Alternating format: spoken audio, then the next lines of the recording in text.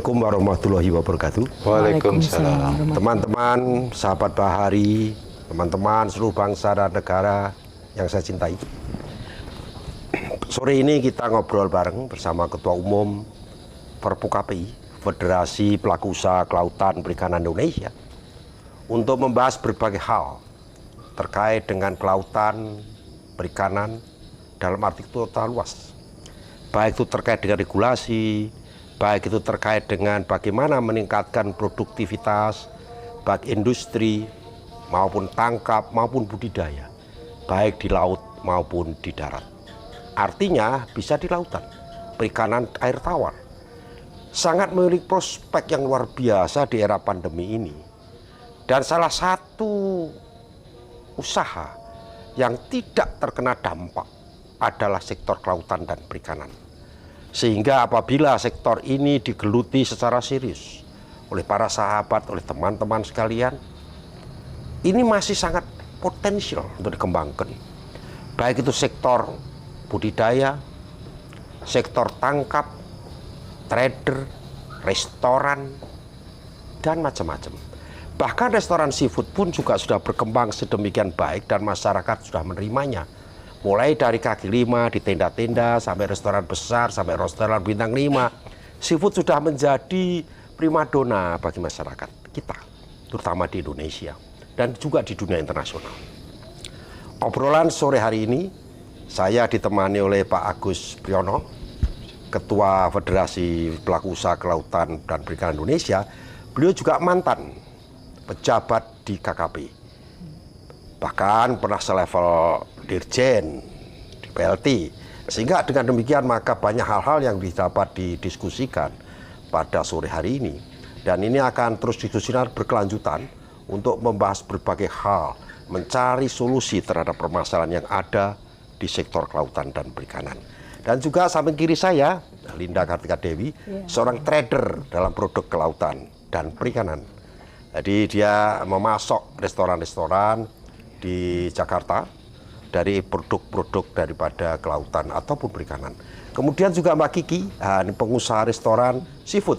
Nah, jadi kita bisa bagaimana sih restoran seafood berkembang juga akan kita bahas. Sehingga ke depan kita akan menyampaikan kepada teman-teman tentang bagaimana mengelola sebuah usaha kelautan perikanan secara lebih rinci, secara lebih detail, termasuk aturan-aturan yang ada dan terjadi sampai dengan industrinya, sampai dengan ekspor impornya, dan berbagai hal. Tetapi kali ini kami akan ngobrol-ngobrol yang santai saja, apapun nanti yang akan ditanyakan oleh teman-teman dari hasil atau situasi terkini, berita-berita yang terjadi terkait dengan sektor kelautan perikanan dapat kita bahas, dapat kita obrolin, dan hasilnya Anda yang menentukan apa pendapat akhir. Coba mungkin ada yang mau dimulai, Linda. Terima kasih Pak Kris Budiarjo, Pak Agus. Ya. Jadi sebelum yang lain-lainnya nih, karena berkaitan dengan singkatan ini, Perpu KPI ya, Federasi Pengusaha Kelautan Perikanan Indonesia. Ini yang menjadi latar belakang berdirinya Perpu KPI ini apa ya Pak Agus?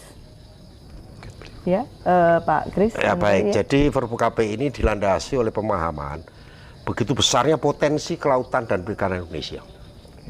Bahkan laut kita itu 2/3 dari Republik. Jadi wilayah kelautan kita di Indonesia itu 2/3 daripada luasnya wilayah negara. Sehingga memiliki potensi yang luar biasa dan permasalahan yang luar biasa di dalamnya. Pelaku usahanya pun juga puluhan jenis. Ada yang menambang, ada yang jadi nelayan, ada yang nelayan dengan tangkap perahu kecil, waduh perahu gede, kapal besar.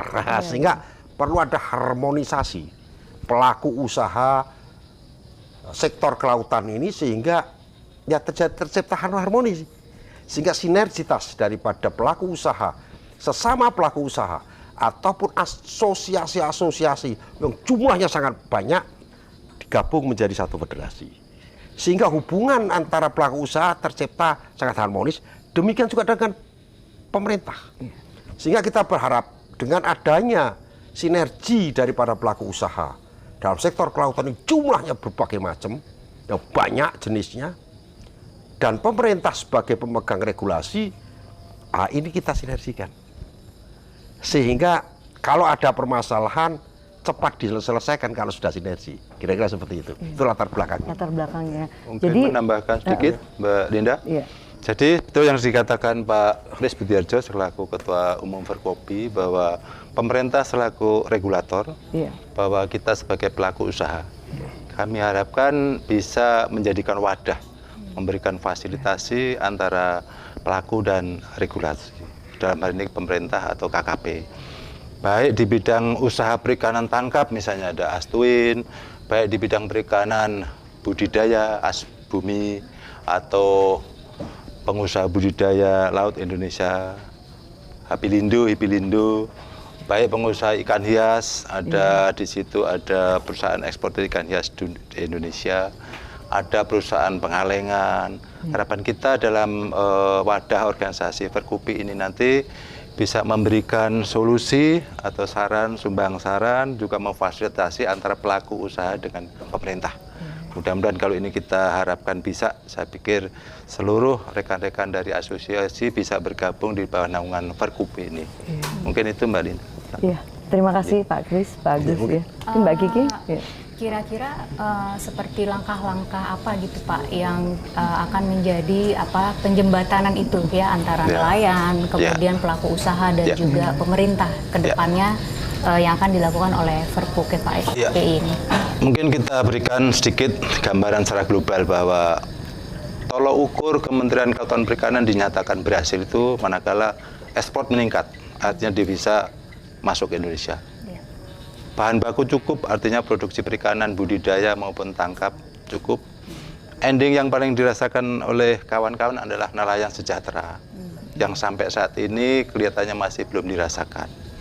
Sebagai contoh di bidang usaha perikanan tangkap, mungkin kalau Bu Linda jadi trading, harapan kita jadi trading secara internasional juga bisa akhirnya di samping untuk mencukupi kebutuhan-kebutuhan tadi disampaikan Pak Kris, restoran, seafood, tapi harapan kita juga bisa trading ke seluruh dunia. Sedunia ya Pak ya. Bahwa sekarang ini dunia yang paling mempunyai grade mutu yang terbesar adalah Uni Eropa.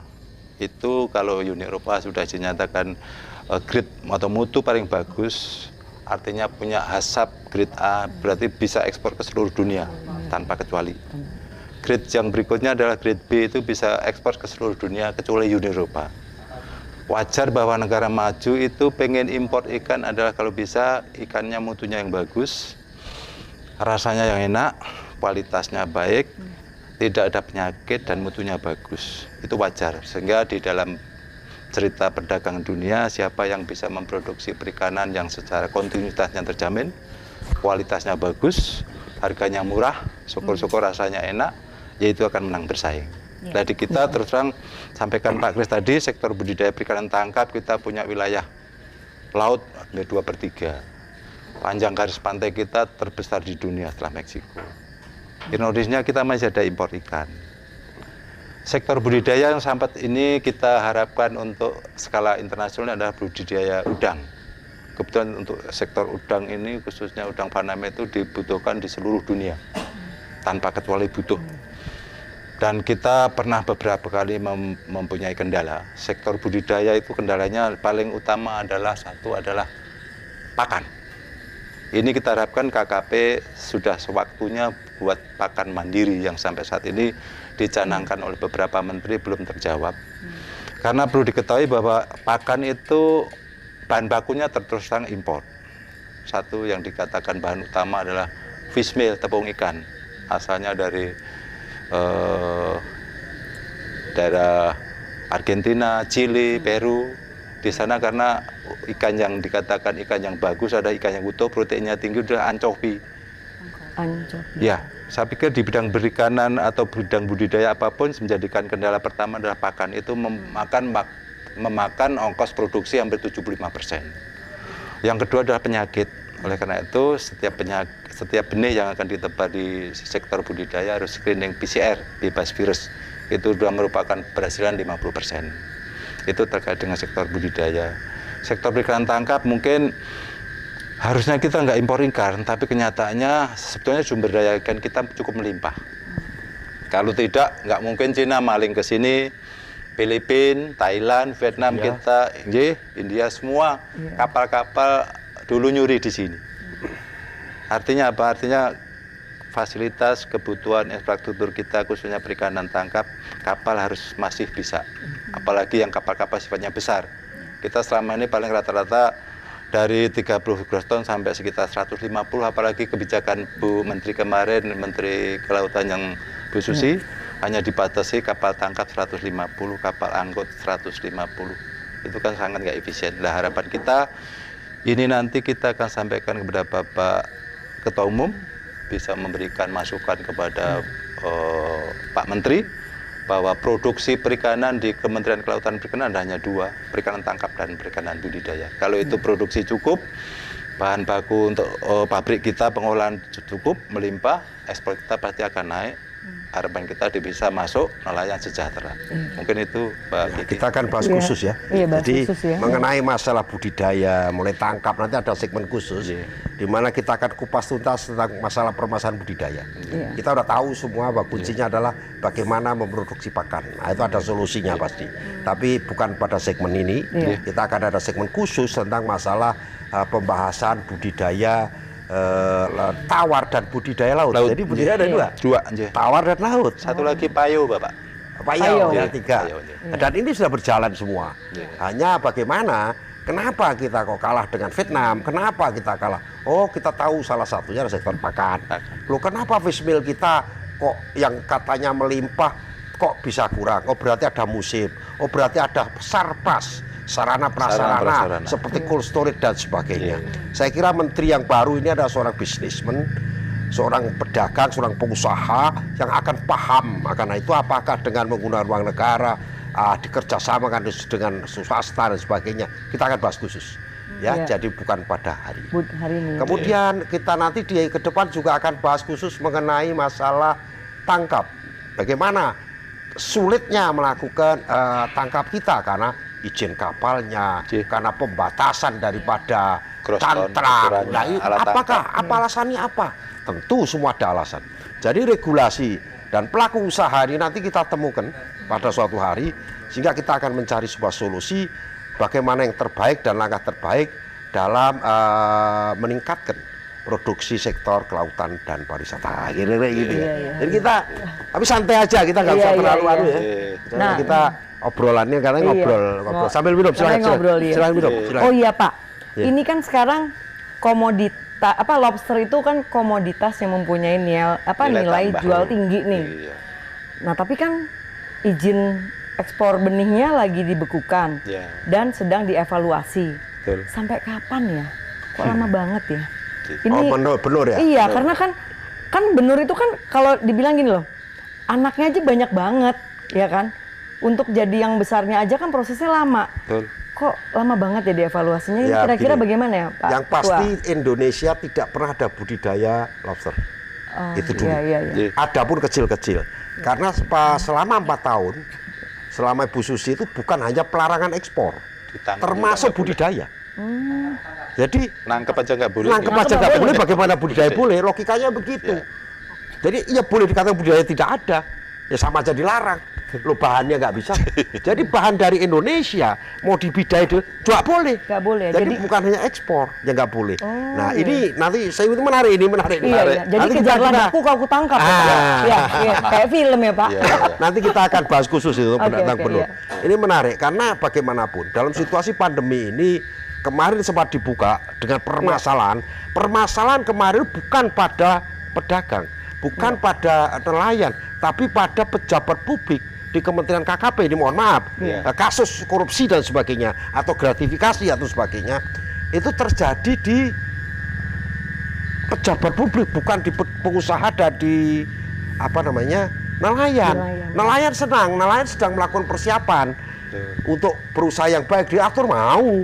Cuklak cuknisnya jelas kok. Dari Dirjen Tangkap itu ada kok. Kira-kira begitu lah. Boleh ditanyakan soal benur sedikit juga nggak apa-apa kita. Nggak apa-apa ya Pak tapi ya. ini bukan segmen benur. Kita gaduh-gaduh tentang kelautan dan perikanan. Ada hal apa yang menurut Tambahkan dikit Mbak Dinda dari Pak Ketum. bahwa terkait dengan benur, sesuai dengan arahan Pak Menteri sekarang, Pak Trenggono, saya pikir bagus.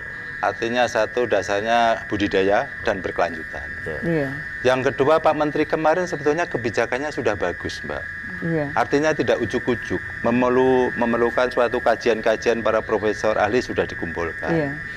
Dari situlah ketemu bahwa populasi lobster di Indonesia itu sangat melimpah. Kalau budidaya, masuk kita Vietnam beli lobster segini, baby weight kita cukup mahal di sana aja bisa untung, apalagi kita tinggal ngambil di laut kan. Iya. Nah, tapi saya sampaikan Pak Ketum bahwa yang salah sebenarnya bukan kebijakannya. Kebijakan Pak Menteri yang kemarin sebenarnya betul. Iya.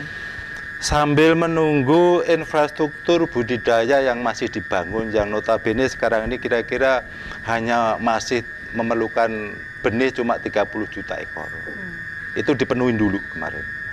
Setelah dipenuhin, kemudian populasi ikan populasi benih benur yang ada di perairan kita itu tidak ratusan juta, miliaran.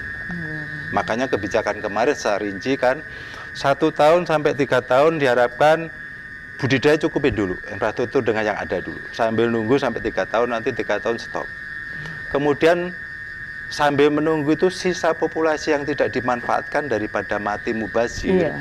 Karena miliaran spesies itu kalau nggak dimanfaatkan, yang hidup bisa dipanen segede yang Mbak Linda itu makan itu hanya 0,01% yang hidup. Iya ya, karena kan saya kan mau masuk ke 10 restoran itu bakso lobster, Pak. Itu. Artinya kebijakan kemarin karena melihat daripada lobster mubazir, dimanfaatkan untuk budidaya, daripada kebijakan sebelumnya kan ditangkap aja nggak boleh, apalagi untuk budidaya. Iya.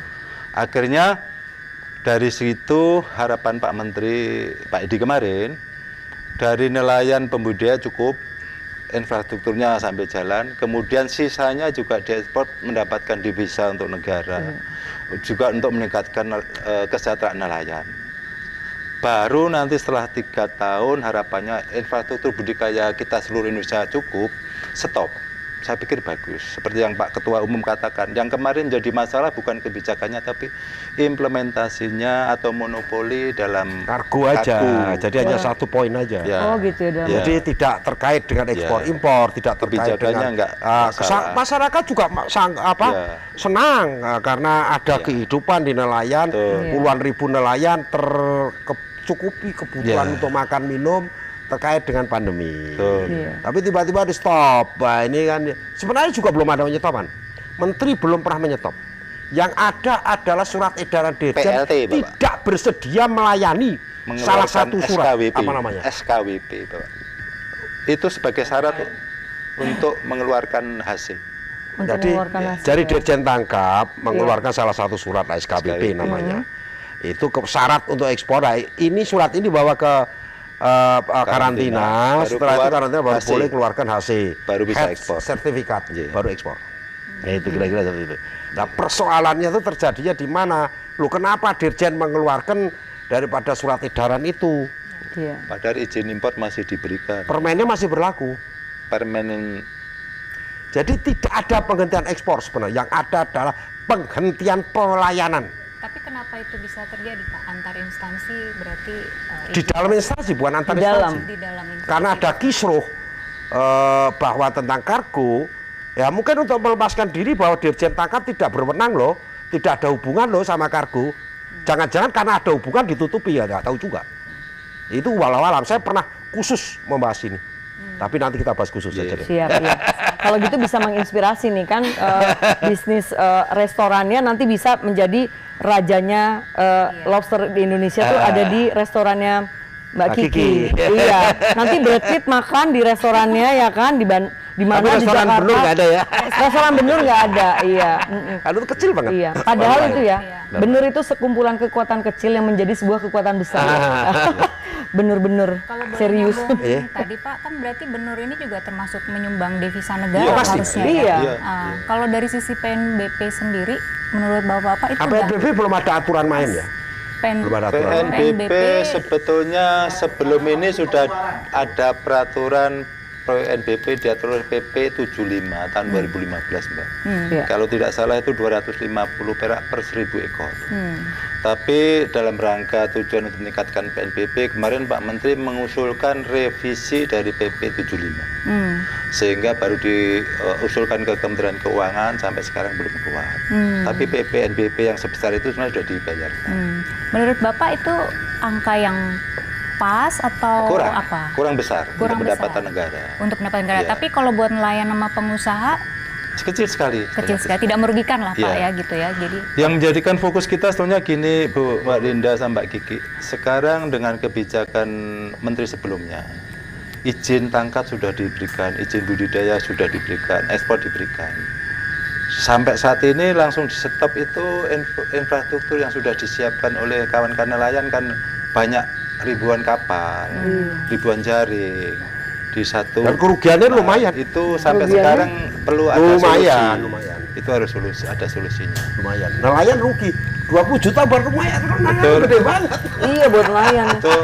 Berarti nelayan yang bijaksana ya. Sekarang Bijaksana memahami keputusan Memahami negara. keputusan negara itu luar biasa nelayan. Itu luar biasa. Iya, seharusnya- Untung saya bukan nelayan. Kalau saya nelayan saya berontak itu. Iya. Sementara regulasinya ini bijaksini. Nggak jelas. Bijaksini. Bijaksini. Nah, ya. Nelayannya bijaksana Oh ya. iya, jadi Iya. terkait tadi PNBP tadi kan. Iya. Kalau tidak salah itu kita bayar eksportir yang anggota di Verpu KPI ini Iya. membayar Rp1.000 sampai 1.500 per sebagai ekor. jaminan ya Pak ya. Sebagai? Sanggup Dalam- bersedia membayar. sanggup. Jadi ada kesepakatan pembayaran PNBP sebelum PP pengganti PP 75 Ya. Iya. itu 1.000 sampai 1.500 Iya. per ekor Per ekor. bayar ke negara. Besar banget. Dan itu dilakukan karena sebelum itu kesepakatan dengan menteri sebelum ekspor ya, sebelum izin ekspor dikeluarkan, sanggup nggak sanggup. Nah, tetapi karena PP-nya belum keluar, maka diambil jalan tengah kebijakan dari KKP itu dalam bentuk bank garansi. Yang kemudian kemarin dinyatakan seolah-olah sebagai barang buktinya KPK sebanyak 52 miliar 300. Itu uangnya pengusaha itu. Ya, betul. Gitu, Pak. Betul. Jadi uang pengusaha itu menitipkan kepada karantina Dan Bank BNI. di bank yang ditunjuk dalam bentuk titipan. Apabila PP nanti itu berlaku, maka otomatis ini bisa dalam bentuk hibah atau dalam bentuk apapun diserahkan kepada negara uang yang dititipkan tadi. Tapi kalau PP-nya nggak keluar dan ini tidak jalan, harus kembalikan ke pengusaha dong. pengusaha. Bukan diambil KPK misalnya itu. Jadi saya nggak tahu berani nggak eksportir teman-teman ini. Nah nanti akan saya dorong untuk minta duitnya itu. Lu duit mereka tuh hak mereka. Iya. Karena ini yang bisa menandatangani pengambilan itu juga mereka. Bank sama KKP nih Pak ya. Sama ini perusahaan. Yang berhak perusahaan, Pak. Perusahaan sama KKP. KKP bersama. Tetapi ini kan atas nama perusahaan. Betul. Betul. Ini bukan atas nama KKP juga. Iya.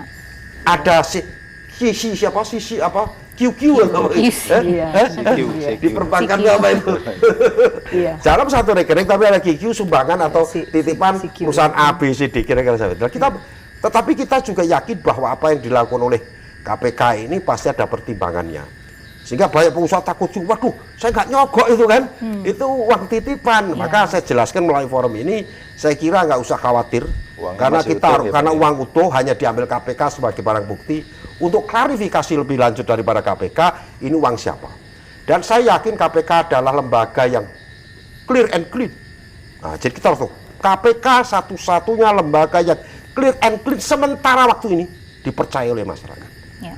Apakah kemudian besok pagi tidak clear and clean? Walau-walam bisa banyak Tuhan yang tahu. Tapi sampai detik ini saya bicara, seluruh masyarakat dunia, khususnya Indonesia, sangat percaya bahwa KPK adalah clear and clean. KPK adalah lembaga anti rasuah yang sangat terpercaya. Sehingga apa yang dilakukan KPK itu pasti trik-trik daripada penyidikan untuk memberikan warning kepada semua, terbuka lo. Kalau nggak gue tangkap lo, gue udah punya data nih, pengusaha ini naruh uang sekian, mosok lu nggak nyogok misalnya ini. Iya.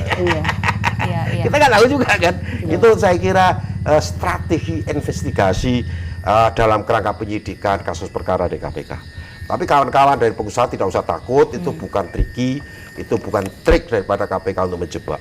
Iya. Kita harus yakini itu dulu. Ya. Dan kepada semua pihak tetap tenang saja bahwa persoalan uang bank garansi itu mungkin hanya bahasa media yang mengatakan bahwa ditemukan sogoan senilai. Iya. Itu clear and clear, bukan sogoan, itu uang Bukan, titipan. uang titipan Hanya ya. persoalannya memang dasar titipan itu apa? Nggak ada. Nah, ini hanya kesepakatan lisan dari menteri kepada sekjen kepada badan karantina, dan ataupun tim due diligence, tim yang dibentuk oleh menteri dengan para pengusaha eksportir. Kesepakatannya lisan semua. Kesepakatannya ya. Jadi ada pengusaha sebagai warga negara yang baik mematuhi daripada keinginan pemerintah. Kalau memang akan meningkatkan PNBP, sepanjang itu dibeli ekspor, setuju untuk membayar kewajiban Untuk negara, kepada negara sebanyak Rp1.000 untuk Rp1.000 pasir dan 1.500 untuk Mutiara. mutiara. Kira-kira seperti Gitu itu. ya. Jadi ini gerakan sebelum sebuah lupa ya. Iya. Kalau itu titipan gitu ya. Jadi kita kalau gitu pengusaha gerakan sebelum sebuah lupa. Kalau ini titipan Titipan. dan clean and clear. Oke, Betul. baiklah. Semua atas nama. Semua atas nama ya. Pengusaha boleh Oke. ngambil. Kalau misal Iya. ngambil ke KKP nggak bisa, ambil aja di KPK, bikin surat aja lah. Nanti Gitu saya bantu ya. lah. Kita bantu.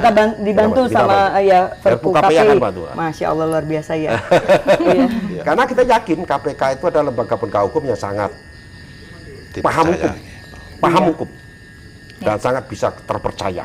Iya. Dia tidak akan asal main comot, asal tidak ada kepentingan pribadi para pejabat KPK untuk melakukan teror, untuk melakukan jebakan, untuk melakukan apapun terhadap warga negara Indonesia pada umumnya dan pejabat pada khususnya. Itu kita harus yakini. Iya. Ya. Betul. Kita kira ini jangan kemana-mana nih. Oh iya, ayo kita ngobrol aja. Nah, ini Yang ringan-ringan loh. Iya nih, gara-gara bener-bener serius ya kan? Maksudnya benar-benar serius. Iya.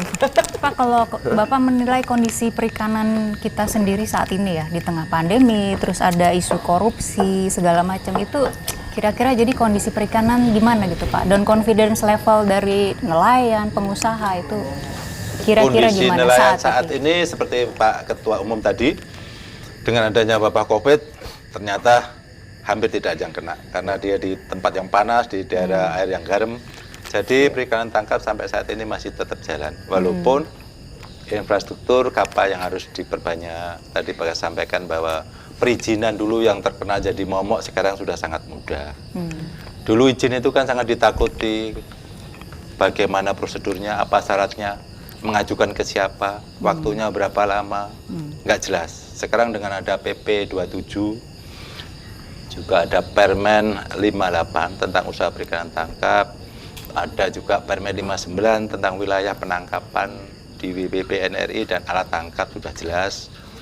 Saya pikir mudah-mudahan dengan itu sebagai tindak lanjut dari Undang-Undang Omnibus Law yang ditargetkan Pak Jokowi agar memperpendek birokrasi, mudah-mudahan insya Allah nanti di bidang perikanan tangkap izin lengkap, cepat, kapal segera banyak, produksi bersedia meningkat. Tapi kondisi saat ini hanya terpengaruh musim saja Mbak. Seperti contoh ini 1-2 bulan kan banyak nelayan yang tidak melaut karena ya, cuaca, angin barat. Iya. Akibatnya apa Mbak? Ikan kita jadi impor. Jadi impor itu sebetulnya bukan barang yang diharamkan. Cina itu eksportir terbesar di dunia, tapi juga importir terbesar. Tapi kita harus batasi jangan sampai nilai impor lebih besar daripada ekspor kita defisit.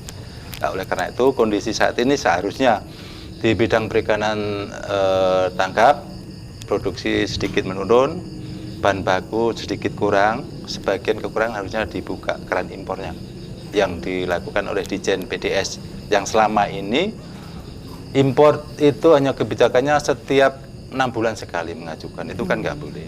Kita akan melihat impor itu dibukakan manakala produksi kita menurun karena ada musim, bahan baku kurang. Daerah tahu bahwa produksi di pabrik itu biasanya berapa ratus ton, kurangnya berapa itu bisa diimpor. Atau ikan-ikan yang memang nggak ada di sini. Sebagai contoh itu ikan salmon. Ikan salmon. Di hotel-hotel kan tamu banyak luar negeri. Dia kalau nggak ada ikan salmon nanti tamunya nggak datang, itu harus disediakan. Nah, ini menarik ini, saya kira kita nanti segmen berikutnya khusus bicara Tentang peningkatan daya saing kebijakan dan ekspor impor ya. Siap. Kebijakan ekspor impor, sehingga kita akan lebih detail lagi tentang bagaimana persyaratan impor, ya, bagaimana pemerintah seharusnya mengambil. Tapi yang paling penting adalah bahwa dengan ada PP 27, kita mungkin akan kupas tuntas tentang PP 27, kupas tuntas tentang Permen 58 dan Permen 59 dalam segmen tertentu, dan kita akan harapkan nanti ada pejabat KKP yang kita undang, Biro Hukum atau apa, supaya tidak ada dusta di antara kita, bahwa masyarakat di KKP di bawah kepemimpinan Pak Trenggono ini mudah-mudahan akan memberikan sebuah pengharapan, angin segar bagi dunia bisnis kelautan. Ini kan buat pelaku usaha kelautan dan perikanan Indonesia. Ini kita berharap seperti itu. Harapan kita sangat besar sekali kepada Pak Trenggono. Apalagi beliau memiliki, walaupun bisnis beliau bukan di kelautan dan perikanan, tetapi kan bisnis sama saja.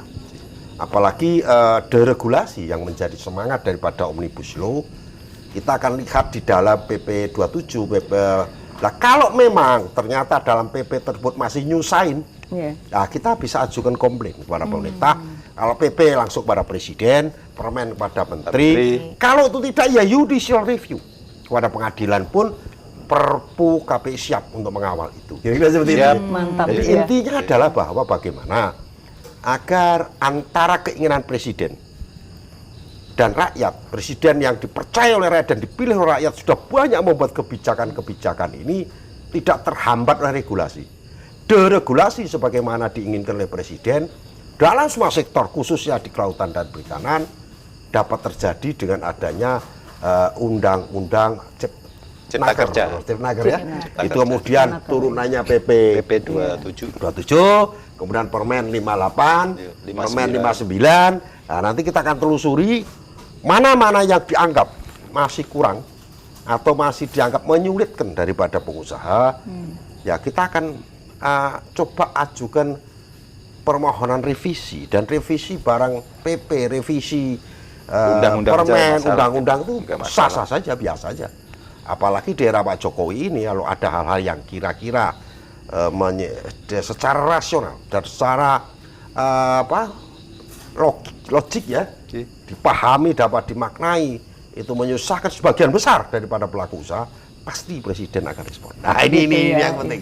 Jadi kita bangga punya Presiden Jokowi, kita bangga punya Menteri Trenggono Sakti, ya, Sakti Wahyu Trenggono ini mudah-mudahan sakti bener dalam menangani daripada masalah kelautan dan perikanan. Kira-kira seperti itu. Mungkin ada lagi? Saya bangga terlahir sebagai orang Indonesia dan bangsa Indonesia gitu, Pak. Betul. Nah, gini nih, langkah-langkah ya sehingga bahwa Perpu KPI ini bisa menjembatani kepentingan nelayan, pengusaha dan pemerintah untuk bisa Indonesia itu menjadi industri perikanan di dunia internasional.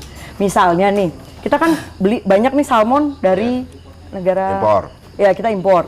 Nah, tujuan negara itu misalnya dari negara itu kita ngambil semua memang ikan salmon dari negara itu saja. Tetapi mereka juga wajib membeli produk-produk seperti ini. Saya trading nih kan gitu ya. Saya punya kerupuk ikan, saya punya lobster, saya punya ini. Nah, misalnya jadi tukeran walaupun tetap beli itu memungkinkan ya. Pak, itu sudah terjadi, itu sudah terjadi. Dan ini menjembatani terus bisa, gitu ya. bisa, jadi sehingga kan industri perikanan kita kan menjadi industri perikanan kelas dunia, Pak. Ya. Gitu. Sangat mungkin, Mbak Linda. Iya. Selama ini juga sudah terjadi dengan syarat import salmon yang datang ke sini terbukti bahwa kualitasnya bagus, rasanya enak, dan tidak mengandung logam berat, antibiotik, residu dan sebagainya. Kebalikannya kita ekspor ke Uni Eropa juga diatur khusus selama syarat-syarat kualitas mutu terjamin, kita mau ekspor apa ke sana pun tidak ada masalah. Tidak ada masalah. Selama ini berjalan. Kita ekspor ke sana tuna juga, udang juga, kita masuk salmon, jadi sudah biasa. Negara sebesar apapun tidak akan mencukupi kebutuhannya negara sendiri. Pasti impor juga pasti ekspor. Nah ini sudah hal yang apalagi ikan ya. Ya, ikan, terutama laut. Karena terkait beda dengan pertanian. Karena cuaca sangat berpengaruh terhadap produksi tangkap.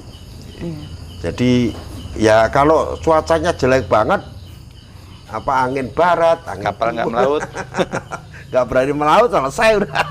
Makanya perlu ada armada besar, Mbak. Armada yang besar 300. ya. Dengan kebijakan PP 27 dimungkinkan sekarang sampai 550. Dan cold storage ya. Betul, cold wajib. storage. Iya, Untuk karena kan harus mengolah. berbanding lurus tuh, armada Iya. besar cold storage. Nah, kalau armada besar di pas di dalamnya ada cold storage. Cold storage. Dan Kapal kita Sagyus bisa- ada di situ. Bisa ini apa Samudra Hindia yang Betul. selama ini Di tidak ISIS, tersentuh. di luar WPP kita di ISIS masih bisa. Kalau kapal kita kecil-kecil di WPP aja sekarang belum terpenuhi. WPP 718 misalnya di Arafura, 711 di Natuna belum memenuhi. Kapalnya masih kurang. Atau kita jadi ini aja Pak, Iya. world stockist. Jadi kita penyetok. Bisa. Iya kan? Asal punya cold storage, Kalau punya kuncinya. cold storage ya. Iya. Bisnis cold storage masih sangat Ya. memungkinkan. Memungkinkan dan ya. sangat potensial untuk dikembangkan. Nggak usah jauh-jauh di Pulau Jawa saja. Betul. Itu di laut di Pulau Jawa, Pantai Utara, Pantai Selatan sangat membutuhkan cold storage. Nah, ini salah satu. Banyak membutuhkan es. Betul. Industri es masih sangat peluangnya sangat besar. Izin Pak Ketum, jadi kondisi perikanan tangkap sekarang ini tadi sampaikan Bapak, fishmeal pun kebutuhan di Indonesia Timur itu sumbernya kan banyak. Iya. Tapi konektivitas yang dulu diarahkan Pak Presiden untuk tol laut kan belum sempurna. Iya. Jadi perlu ditunjang. Sebagai contoh, kan di Arafura banyak, nanti ditampung di Timika, dikirim lagi ke Jakarta, ke Surabaya, ke Juwana, baru bisa diekspor. Itu ongkos transportasi konektivitas ikannya per kilo bisa 4.000. Lebih murah dari, harusnya kan kita punya hub di timur. Iya, Jangan makanya. saya Sendirian murah langsung Jakarta, Hong Kong. Oh, nggih. Murah dari sumbernya Papua langsung ke Cina, Pak. Iya. Dibawa ke Indonesia, ke Jakarta dulu baru diekspor. Iya. Sehingga kita kalah bersaing. Kalau bersaing ya Pak. Nah, itu perlu armada transportasi yang besar, tol laut yang mencukupi. Yang sekarang ini seminggu sekali, 2 kali bisa, tapi kan nggak memadai. Harus tiap hari. Harus Harus tiap tiap hari. Ya, artinya bahwa Perpu KPI juga mendorong lahirnya tol laut. Artinya tol laut gagasan Presiden bukan halusinasi, tapi itu nyata. Nyata. Iya. Orang mengira Presiden itu halusinasi itu poros laut, tol laut, mana ada tol di laut, bukan itu Sudah maksudnya, mulai. bukan tol jalan begini. Sekarang udah mulai, Bapak, tapi belum Tapi mencukupi. kapal yang terus Ya, berkelanjutan jalan. tiap hari, Iya. kira-kira seperti itu. Dan itu peran negara menjadi penting Iya. karena itu tidak bisa hanya diserahkan kepada Sektor swasta. Swasta. Iya. negara. Atau investasi dari luar gitu Pak. Nah, selama Iya. harus karena itu pionir harus Untuk BUMN, armada, iya. harus BUMN, negara, ya. harus negara. Sangat dimungkinkan Mbak Linda. Makanya Iya. sekarang apalagi investasi luar masuk itu sangat diharapkan dari Presiden melalui Iya. BKPM. Khususnya di bidang perikanan pengolahan tadi. Cold storage, dana dari luar masuk, bangun cold storage bisa. Iya. Otomatis sebetulnya kalau infrastruktur di bidang ekspor perikanan tangkap itu punya kapal, Iya. punya pengolahan, langsung ekspor. Ini Iya, yang selama ini Jadi- terhenti. Ini Jadi yang memangkas. belum Ini selama ini mulai. terhenti yang Iya. sedang diperbaiki oleh menteri sekarang. Mudah-mudahan lah. Mudah-mudahan, iya. Mudah-mudahan dengan permen PP permen, Iya. kemudian itu juga dibarengi dengan juklak juknis oleh para dirjen melalui SE tidak bertentangan. SE atau surat edaran yang selama ini kadang-kadang bertentangan dengan undang-undang tidak terjadi. Artinya surat edaran menteri dirjen yang kadang-kadang lebih kuat daripada undang-undang itu akan Permen. tidak terjadi lagi. Artinya SE itu betul-betul teknis dan dalam pelaksanaan merujuk pada PP, Atau merujuk menteri. kepada permen. Kira-kira seperti itu ya. Sehingga tidak ada dusta di antara kita. Kalaupun ada, maka Perpu KPI akan bertindak. Iya. Mungkin ada lagi yang mau dibahas? Cukup. Atau cukup? Cukup, Baiklah nanti teman-teman kita- sekalian. Jadi, Kalau kita akan berjumpa dalam obrolan malam setiap minggu sekali atau seminggu 2 kali bersama dengan Perpu KPI. Jadi obrolan sore bersama Ketua Umum Perpu KPI akan membahas berbagai persoalan terkait dengan sektor kelautan dan perikanan dalam semua aspek yang nanti akan berjudul. Nah, sementara ini obrolan umum aja pertama. Tapi melalui pertemuan atau obrolan hari ini, sore ini, malam ini, saya berharap ada masukan dari teman-teman sehingga kita akan mulai bicara per judul, per subsektor, sehingga kita akan detail kupas tuntas tentang permasalahan, apakah itu masalah tangkap, Budidaya. apakah budidaya, Pengolahan. apakah pengolahan, apakah apa itu Pemasaran. pemasaran, ekspor, impor dan sebagainya. Apapun kita punya potensi yang luar biasa karena anugerah Allah SWT terhadap kekayaan alam di Indonesia harus dapat bermanfaat demi kesejahteraan bangsa Indonesia. Amin. Semoga bermanfaat. Kita terus bekerja untuk kejayaan Indonesia, berdaulat secara ekonomi, mandiri secara ekonomi, baik di sektor kelautan maupun di darat. Khususnya Perpukapei akan mendorong adanya kedaulatan ekonomi di sektor kelautan dan perikanan. Selamat sore, wassalamualaikum warahmatullahi wabarakatuh. Waalaikumsalam. Waalaikumsalam.